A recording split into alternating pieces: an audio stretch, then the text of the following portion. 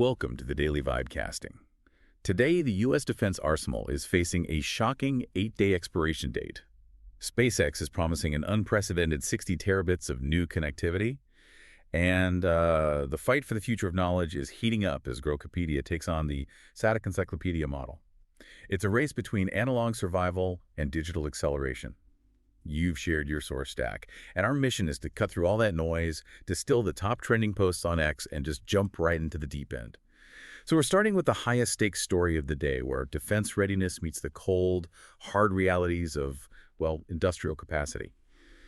This lead story is, it's almost unbelievable. We're looking at a viral clip posted at A1 Anduril. It features the founder, Luckey.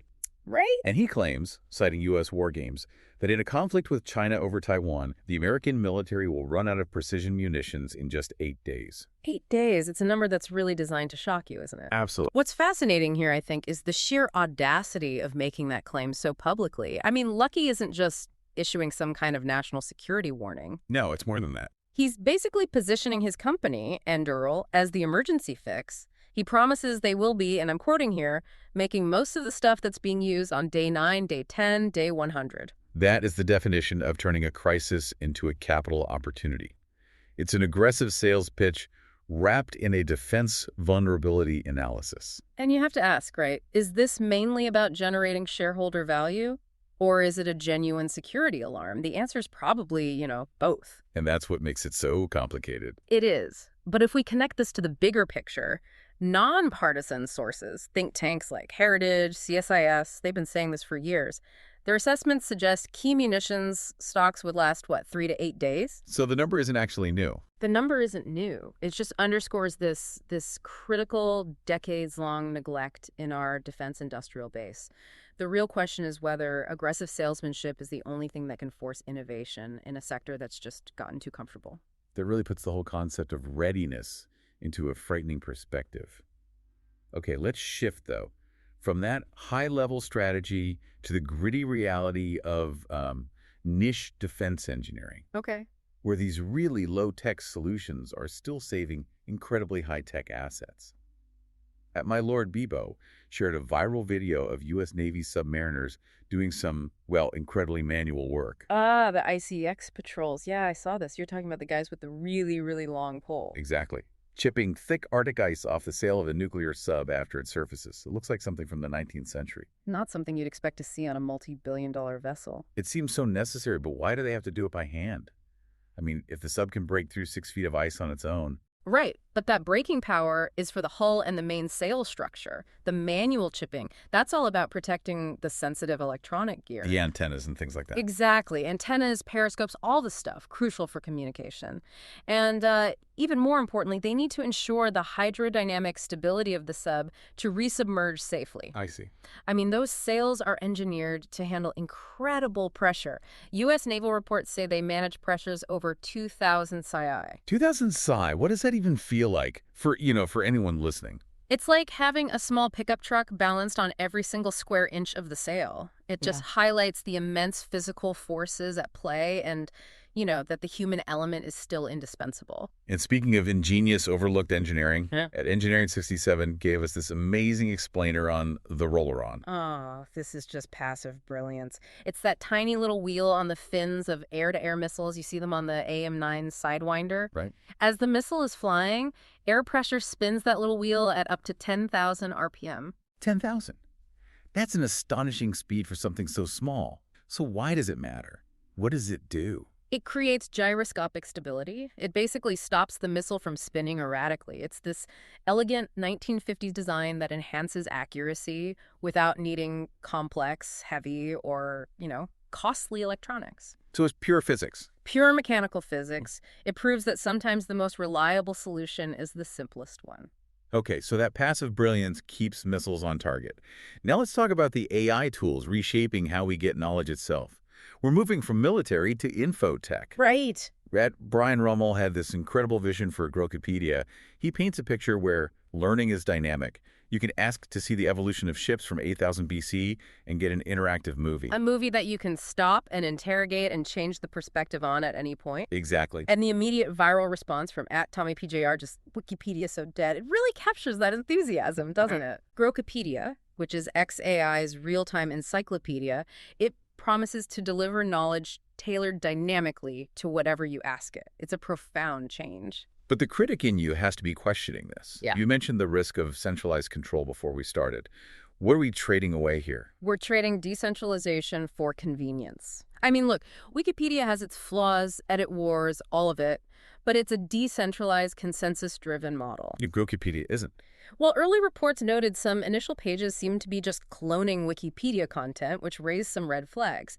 The core danger is replacing that flawed but diffuse structure with a highly dynamic but single-source structure filtered through one AI's interpretation of history. So we risk getting an AI-mediated reality. Where subtle biases get injected dynamically into our understanding of everything. Yeah, that is a serious concern. And speaking of platforms squeezing out the competition, at Stock Savvy Shay highlighted a huge update from Google. The translation one. Yeah.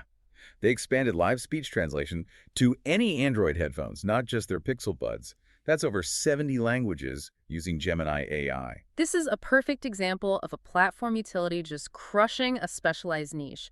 When real-time translation becomes a free feature baked into the OS for billions of users, apps like Duolingo feel that pressure immediately. Their whole utility instant comprehension, it just got commoditized. And deployed for free globally. Yet Duolingo keeps growing. So how long can they actually survive that? Isn't relying on gamification just, a distraction from the core utility being taken away? It's a pivot from utility to education. Duolingo's counter strategy is pretty strong, actually. They're not selling you one-off translation. They're selling fluency. They're selling structured, gamified learning for fluency. And fluency is a complex, high-friction service that AI translation can't replace yet. That's why they still reported over 50% user growth in 2025, even with these platform announcements. So the lesson is, if the platforms offer the utility, you have to offer the experience. You have. The scale of the infrastructure needed to power all this is just breathtaking.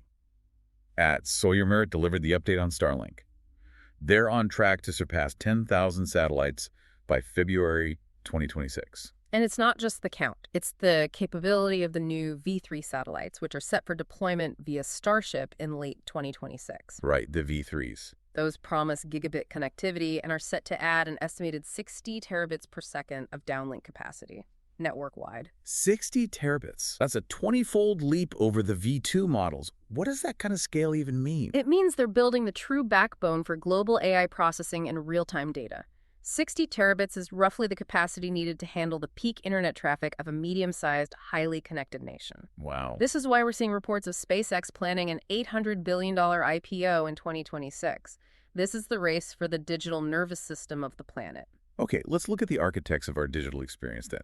The people designing how we interact with all this. Yeah. At the Apple Design celebrated Steve LeMay's promotion to Apple's head of UI design and highlighted his philosophy. Bring some of the joy of those analog experiences to the digital world. Exactly. LeMay's legacy is why using an iPhone feels satisfying. We're talking about foundational stuff. macOS Aqua, the virtual keyboard, that subtle but perfect rubber banding scroll effect. It makes it feel tactile. It does. And the scribble feature for Apple Pencil, where your handwriting converts to text, but the digital ink still has the physics of real ink. It's all about fighting that cold, sterile digital interface. But then you contrast that with the messy reality of the infrastructure builders. Right.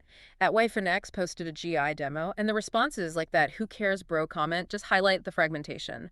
On one side, you have designers chasing analog joy, spending years on scroll physics. And on the other, You have developers who are skeptical, contrasting new prototypes against giants like Figma, which already own the workflow. It's the joy of the interface versus the reality of who owns the pipes. that sets up our next theme perfectly. The friction-reward economy of niche tools. Ed Charles Patson, a designer at Microsoft, posted about this hyper-specific Work Louder Creator Board's NanoPad. Suggesting it could replace an entire keyboard. Yeah. It's a tool for specialists. A modular macro pad with a rotary encoder using QMK firmware, which lets you program every single key exactly how you want. An Adobe study found these can cut repetitive design tasks by, 25 to 35%? Which is an amazing productivity boost. Yeah. But it comes with a steep barrier. A $349 price tag And you have to learn to program it. Exactly. High friction, high reward. It's the ultimate hedge against commoditized interfaces. And that contrasts so sharply with the low friction viral content from Ad Engineer's feed. Oh, that woodworking square ruler. Yeah, that simple aluminum ruler that handles angles, lines, circles, all in one. That's content that drives an instant purchase. Instantly. The replies are just flooded with Amazon affiliate links for the $10 version. It proves that simple, useful analog engineering still converts to e-commerce, even if, the comments are full of complaints about durability. Jumping back to tech integration, at Nicru's Batain covered the Tesla 2025 holiday update, which had a really surprising feature. The SpaceX ISS docking simulator game. Yeah. This is a brilliant cross-company integration. I mean, the game is the actual physics-accurate interface that NASA astronauts use for manual piloting of the Dragon 2. So they put a real stress-inducing orbital mechanics challenge right on the car's console. And it delivers a high-fidelity experience no other vehicle can even come close to replicating. And speaking of high fidelity, but with an increasingly low barrier to entry, let's talk about VFX. At NVIDIA Official announced the $5,000 NVIDIA Minimax Challenge. This is just shrewd marketing. They're offering cash for creators to use their free Hailu AI effects like drunk vision or instant UFO abductions in their videos. To generate viral content for them. Exactly. They accelerate community experimentation by giving away cutting-edge text-prompted VFX tools with no paywall. It rapidly builds a massive library of user-generated marketing for them. Okay, now for the cultural moments that cut through all the noise. At Lori Wired, posted some really rare footage. Chip fabrication inside a Skyworks cleanroom. From the Postal Service's 2003 music video, Such Great Heights, Right. that footage is a cultural artifact because it's almost impossible to film inside a real clean room. The contamination risk is just too high. You can see authentic details like the yellow tint in the photolithography scenes. Which is there for a reason. It's a safety measure to protect the photoresist chemicals from UV light. Yeah. It's this beautiful intersection of early 2000s indie pop and high-friction proprietary manufacturing. A real appreciation for that analog industrial effort. Yeah. And in gaming, the anticipation is sky high for No Law, the new cyberpunk RPG. Yeah, at the True Seal praised the atmosphere and the incredible voice casting. It's developed by Neon Giant. And they're bringing in Gavin Drea, who voiced Male V in Cyberpunk 2077 for the protagonist. The excitement isn't just about mechanics, it's the aesthetics. It's like Deus Ex meets this beautiful Studio Ghibli-inspired noir look. With the promise of real consequences for your choices. Which is what everyone is waiting for. That appreciation for slow, meaningful effort is also reflected in traditional craft. At Dibest Figen shared a stunning video of Chinese rootwood carvings. Genben Diosu. It's a 2,000-year-old folk art. Artisans take months on a single piece, using the natural contours of massive tree trunks to create these organic forms. So it's about harmony between humans and nature. Fundamentally, when you talk about high friction, specialized analog value, few things compare to taking months to craft something that uses the wood's own history as the starting point. It's the ultimate counterpoint to all the rapid digital industrialization we've been talking about. Let's end with the viral feel-good moments that make X genuinely digestible. At Enizator posted a time-lapse of a man building a birdhouse and then documenting the great tits that moved in. Right. Over 28 days. The nest building, the chicks hatching. It's intimate storytelling. It fosters this direct, quiet empathy for wildlife. And it got over 135,000 views, which just shows people still have this appetite for wholesome, real-world connection. And the replies were great. Someone joked about the cheap rent. Of course. And the other neighborhood superstar, Maya the Border Collie, featured by at Puppy's Liver, who got her own luxury sidewalk cabin. Maya, the mayor of the sidewalk, yeah, her human, David Gray, built her that little cabin for safe interactions with people walking by. It's heartwarming, but there's some good behavioral science here, too. Go on. Well, Border Collies thrive on mental stimulation. A 2020 study confirmed that providing this kind of enrichment-safe social interaction, novelty can reduce stress and destructive behaviors in high-drive breeds by up to 40%. So it's feel-good backed by real benefit. It is, though you do see some valid concerns in the comments about, unsupervised exposure to strangers. So if we synthesize today's vibe, we saw three massive forces colliding. The race to rebuild the defense industrial base, that 8-day arsenal crisis. Then the breathtaking acceleration of digital infrastructure with Starlink's 60 terabits. And finally, the fundamental disruption of knowledge itself by AI like Grokipedia. That collision creates an incredibly challenging environment for anything niche or specialized. The speed of Starlink's deployment, combined with platform-level commoditization of AI tools like translation, means niche tech companies are just getting squeezed. So what's your final prediction for tomorrow, based on all these accelerating currents? The sheer speed and scale of this digital infrastructure deployment, the 60 terabits, the free Gemini features, it's going to force these niche tech companies like the macro pad makers or even Duolingo to do one of two things. Okay. Either they seek protective regulatory barriers against giants like Google and XAI, or they have to pivot aggressively into purely physical, non-replicable analog experiences to survive. So the handcrafted world becomes the ultimate hedge.